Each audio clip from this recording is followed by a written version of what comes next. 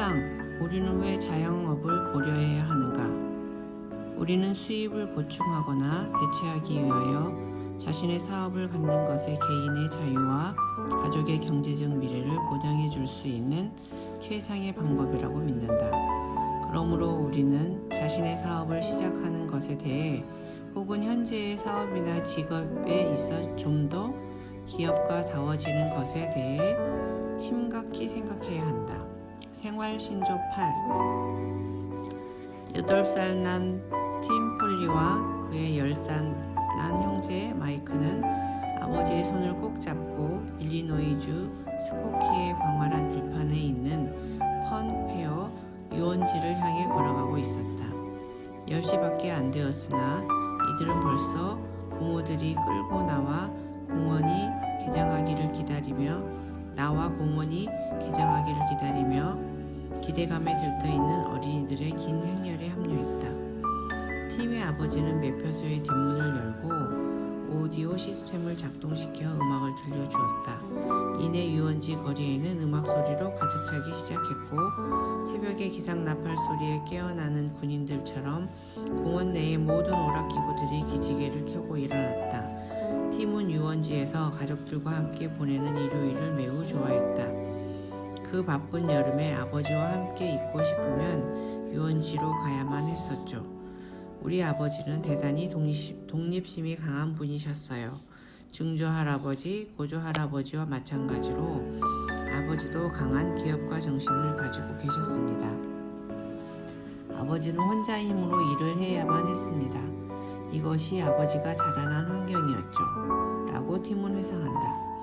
아버지는 월요일부터 금요일까지 평일 낮 시간에는 부동산 매매를 하고 저녁과 주말에는 형과 외삼촌이 운영하는 유원지와 골프 연습장에서 일을 도우셨죠. 그곳은 디즈니랜드는 아닐지라도 우리 가족에게 좋은 생활 수단을 제공해 주었으며 나에게는 가족 기업에서 가족들이 같이 일하는 것을 볼 수 있는 기회를 주었죠. 그 아버지의 그 아들이라는 말이 있습니다. 팀은 8살 때 이미 작은 기업가였다. 그는 일요일에 유원지에서 그냥 앉아있지만은 않았다. 팀은 어린이들에게 풍선이나 바람개비, 소방수 모자 등을 판 것을 기억한다. 팀과 그의 형인 마이크는 누가 시켜서 물건을 판 것은 아니었다. 그들의 가족 속에 흐르는 기업가 정신이 그들로 하여금 기회를 이용하도록 했던 것이다. 12살 되던 해 팀은 음료수 판매대에서 일할 수 있었다. 거기에서 그는 밀크쉐이크, 스노우콘, 핫도그를 팔았고 솜사탕 만드는 기술까지도 배우게 되었다. 거기에서 유원지 일도 점차 익히게 되어 마침내 와일드 마우스를 책임지게 되었다. 와일드 마우스는 그의 아버지의 눈으로 보면 궁극적인 책임이 팀에게 있었다. 왜냐하면 만일 내가 적시에 브레이크를 잡아당기지 않으면 타고 있던 사람들이 주차장으로 나동그라질 테니까요. 라고 팀은 씩 웃으면서 이야기한다. 팀은 인격 형성기에 늘 아버지의 일하는 모습을 보았다. 아버지는 사실상 유원지의 주인이셨어요. 그러나 아무리 바빠도 유원지를 운영하는 데 필요한 일은 어떤 일이든지 소홀하지 않으셨어요. 아버지는 고객들이 결코 실망하지 않기 위해 아버지의 손은 항상 더러웠어요. 만일 무언가가 고장난다면 아버지가 고치셨고 급히 페인트 칠할 곳이 생기면 아버지가 손수 칠하셨어요. 아버지의 태도와 직업 윤리는 자녀들뿐만이 아니라 공원에서 일하는 모든 젊은 종업원에게 귀감이 되었죠. 팀 폴리는 후에 퍼듀 대학의 미식 축구 선수가 되었다. 그의 아버지는 최선을 다하는 태도를 실천에 옮긴 결과 그는 운동선수이자 학생으로 전 미국 대표 선수가 되었다. 1970년 내셔널 미식 축구 리그의 선발전에서 팀은 마이애미 돌핀스의 선수로 뽑혀 던 슐러 코치 밑에서 선수 생활을 했다. 팀은 11년간 마이애미에서 발군의 실력을 보여주었다. 여기에서 1973년 슈퍼볼에서 절정을 이룬 1972년의 전승이 포함되어 있다. 그 그 해 별로 우승 가망이 없었던 돌핀스는 워싱턴 레드스킨즈를 물리치고 우승했다. 그의 내셔널리그 10번째 시즌에서 팀은 프로볼 수상자로 뽑혔다. 은퇴 후 그는 터너 방송국에서 대학 미식축구 텔레비전 중계 해설자로 일했다. 최근에는 전국적으로 방영되는 미식축구 중계 방송에서 그를 볼 수 있다. 인기가 일시적이라는 것을 깨닫는 데는 천재가 필요 없다 라고 그는 경고한다. 나는 내가 65세까지 돌핀스에서 뛸 수 없음을 알고 있었죠. 그래서 한창 활약하고 있을 때에도 가족의 경제적 앞날을 보장해 줄 수 있는 내 자신의 사업을 찾기 시작했죠. 11시즌 동안 나는 부동산을 투자했고 상당히 손해를 보았죠. 주식에도 손을 댔고 거기에서도 돈을 좀 잃었죠. 금과 보석에 투자했다가 또 손해를 조금 보았죠. 마지막으로 나는 헬스클럽과 라켓코트에 투자했는데 한동안 사업이 번창했죠. 그런데 금리가 21%까지 치솟자 새 회원이 줄어들다가 결국 아주 끊기고 말았습니다. 팀과 코니 폴리 부부는 현재 50개 주에서 성공적으로 아메 사업을 하고 있으며 전 세계에 걸쳐 많은 친구와 교제를 하고 있다. 팀과 코니의 꿈은 실현되었다. 폴리 가족의 미래는 경제적으로 보장되어 있다. 그리고 이 모든 것은 일리노이주 스코키에 있는 유원지에서 시작된 것이다. 어린 팀 폴리의 인생과 가치관은 부지런하고 스스로 결정하고 가치를 추구하는 아버지가 자신의 꿈을 실현시키기 위해 아무리 힘든 일이라도 하는 것을 보고 자라면서 결정되었던 것이다. 유원지에서 팀 폴리를 움직였던 바로 그 기업가 정신이 여러분 내부에서도 살아 움직일 수 있다. 여러분은 그 같은 정신을 삶 속에서 느낀 적이 있는가? 여러분은 자신을 자본가 아니면 적어도 잠재적인 자본가로 간주하는가? 아니면 거기에 저항하는가? 모든 자본가들이 전형적인 재벌들은 아니다. 즉 시가를 입에 물고 멋진 양복을 입고 리무진을 타고 다니는 냉혈적인 거물들은 아니다. 이 지구상에서 가장 관대하고 사랑이 풍부하고 따뜻한 마음을 가지고 있는 사람들만이 진정한 의미의 자본가라는 명칭을 부여받은 것이다. 그리고 만일 여러분이 자신을 자본가로 생각하는 것에 불편을 느낀다면 자신을 기업가나 자유기업가 혹은 동정적인 자본가라고 불러도 괜찮을 것이다. 우리는 모두 어떤 형태이든 이 거대한 자유기업 체제에 참여하고 있다. 우리는 이 체제의 장점으로부터 혜택을 받을 수도 있고 혹은 우리의 기회를 영원히 잃어버릴 수도 있다. 그러나 우리가 잊지 말아야 할 것은 록펠러나 듀퐁, 카네기의 혈관 속에 흐르던 자유기업의 정신과 약속이 우리의 혈관 속에도 흐른다는 것이다. 기업가 정신은 먹고 마시고 사랑하고 사랑받고 배우고 잘하고 성취하고 하는 우리의 욕구와 더불어 우리의 마음속에서 생겨나는 것이다. 기업가란 무엇인가? 기업가란 단어 자체는 불어이다. 단어 자체로만 보면 도전을 감수하는 사람을 뜻한다. 프랑스에서는 작고한 빌 그레이엄처럼 그 규모는 약간 작지만 음악회를 조직하는 사람들을 가리켰다. 그러나 지금은 사업의 모험을 감행하는 사람을 뜻하게 되었다. 기업가들은 폐쇄된 협의의 회원이 아니다. 누구든 기업가가 될 수 있다. 연령에 제한은 없다. 학교 연극을 기획하고 신문 배달을 하고 록밴드를 이끌고 이웃집 아기를 돌봐주는 젊은이들도 기업가이다. 대학생들과 노인들을 포함하여 연령에 제한 없이 누구든지 기업가가 될 수 있다. 성이 제한도 없다. 남자와 여자는 모두 똑같이 기업가 정신을 부여받았다.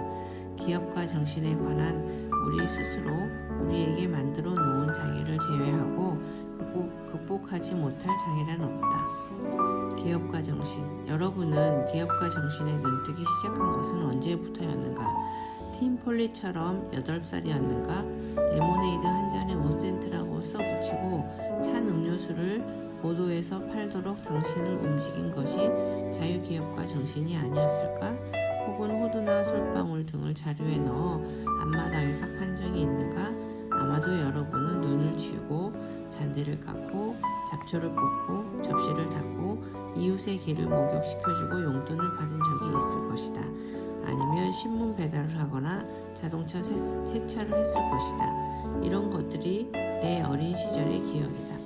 나는 대공황 시기에 어린 시절을 보냈다. 나의 아버지는 주식시장이 공개될 무렵 수입이 한 푼도 없었다. 나의 부모님은 미시간주의 그랜드 레피지에 6,000불을 대출받아 아늑한 집을 지었다. 지금은 하찮은 액수로 보이지만 그 어려웠던 시절에 나의 부모는 그 은행 융자를 갚을 수가 없었다. 부모님들은 할 수 없이 한 달에 25불을 받고 우리의 꿈의 집을 세놓았다.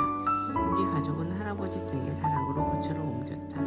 나의 아버지는 주식시장 붕괴 이후 식료품 가게의 뒷방에서 자루에 밀가루를 넣는 일을 하고 토요일이면 신사용품 가게에서 양말이나 네일을 팔았다.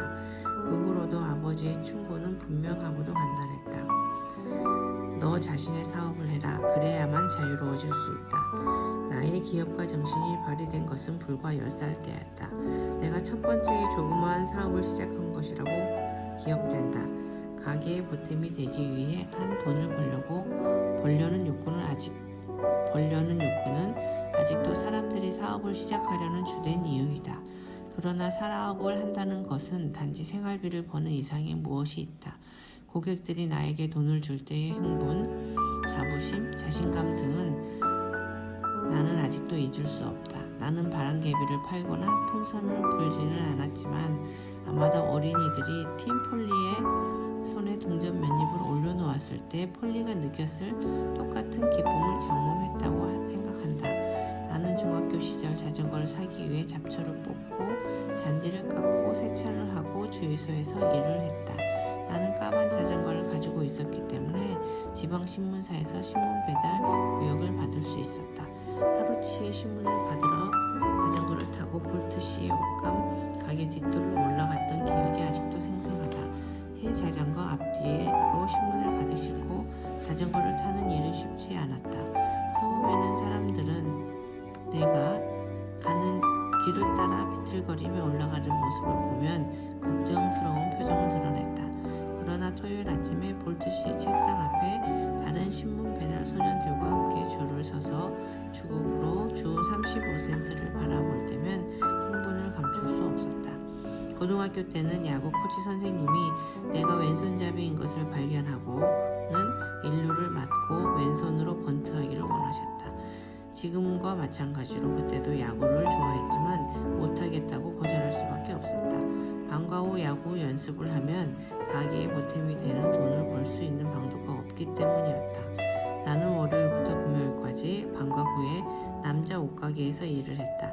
주말에는 우리 집 근처의 커다란 주유소에서 차를 닦았다. 세차 가격은 1달러였으며 내게는 50센트가 돌아왔다.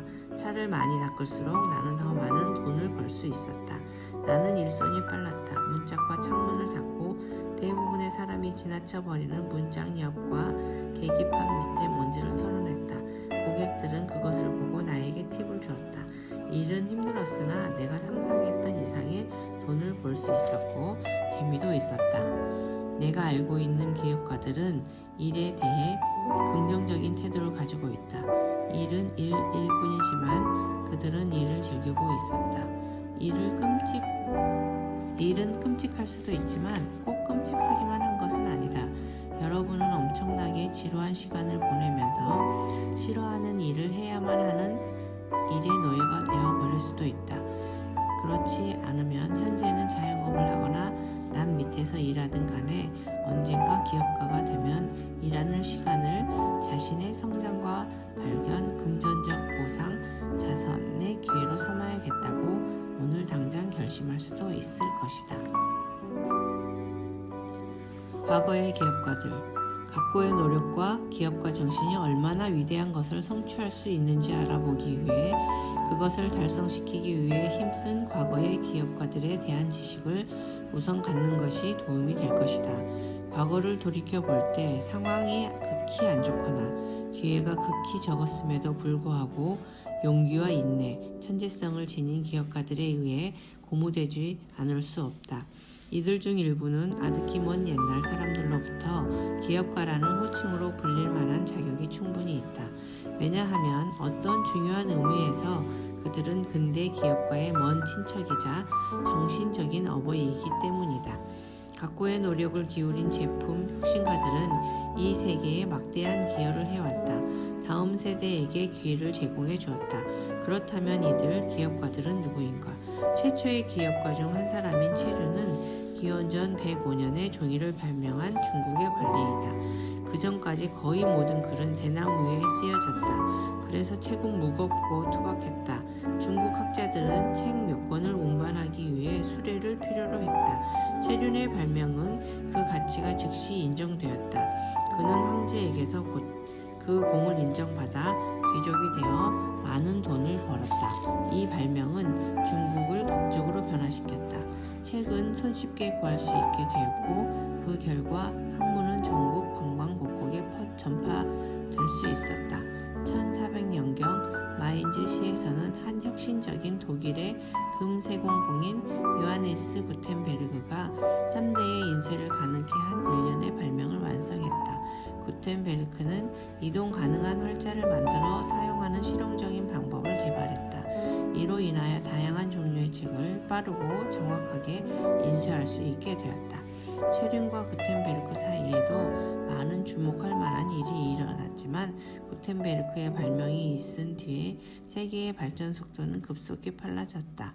인쇄술의 발전은 근대 세계의 확립의 가장 중요한 계기 중 하나였다. 어떤 의미에서 인쇄술은 많은 기업가 정신을 가능하게 했다고 볼 수 있다. 왜냐하면 정보가 쉽게 전달될 수 있었기 때문이다.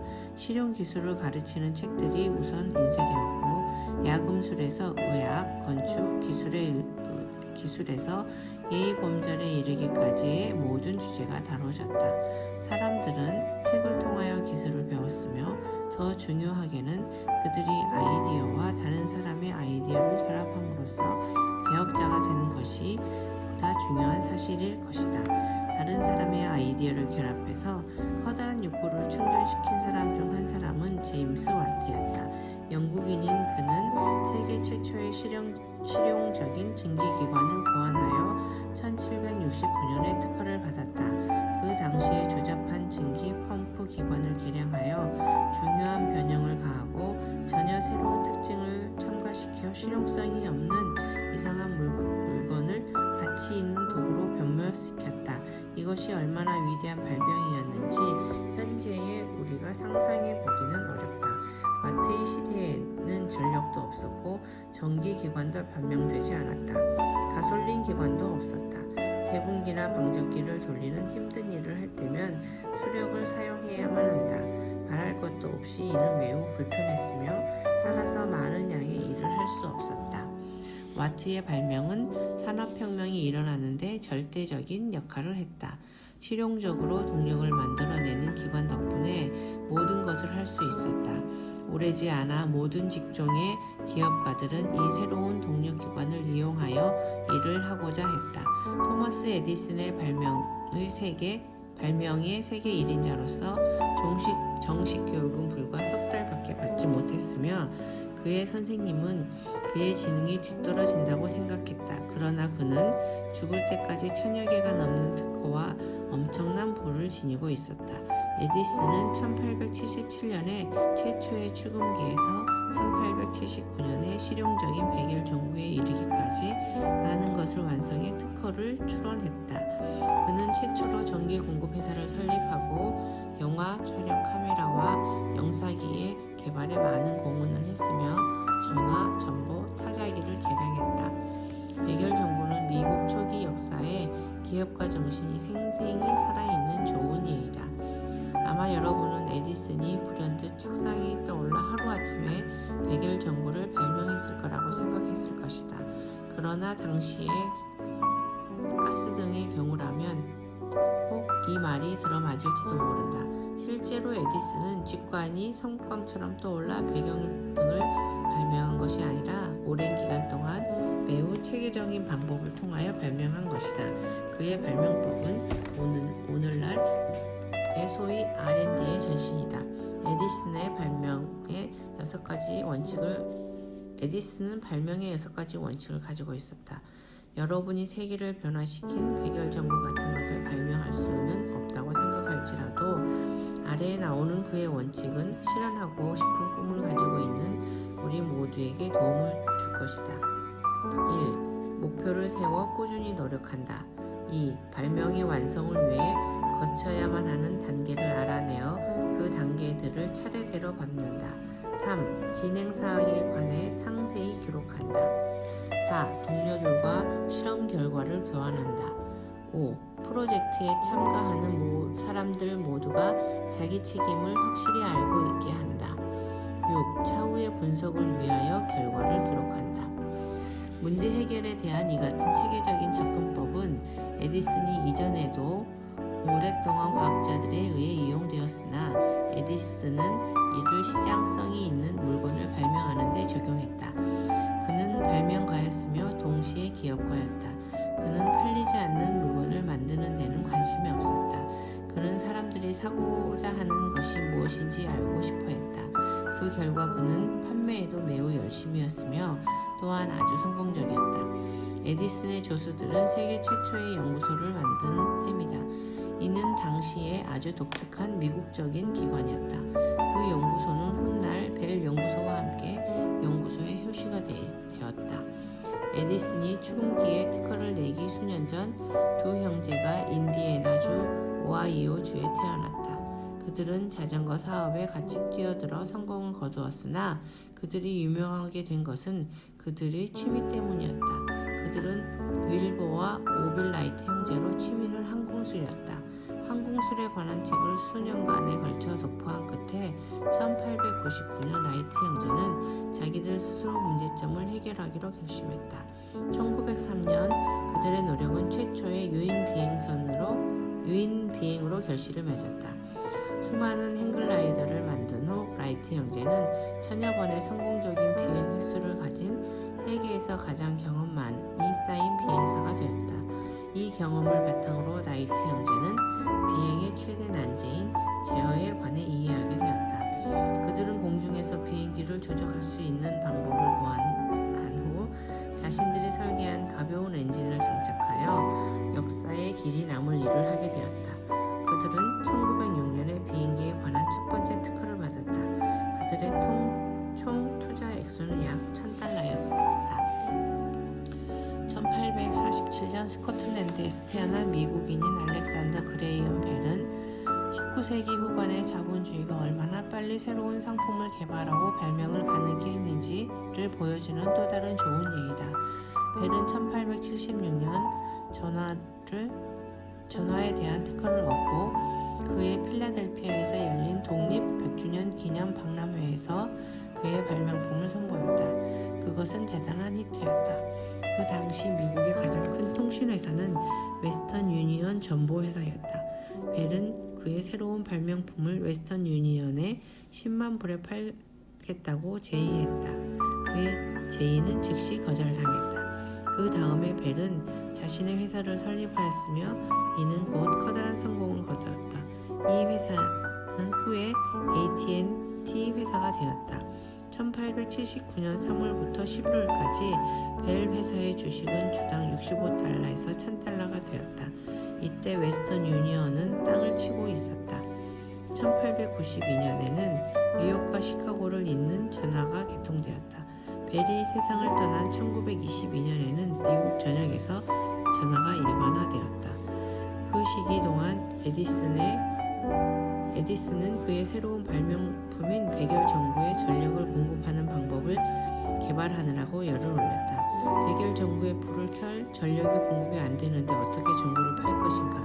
그래서 그는 1882년 작은 전력 공급 시스템을 뉴욕에 건설하였다. 그것은 성공적이었으나 초기에는 문제점도 있었다.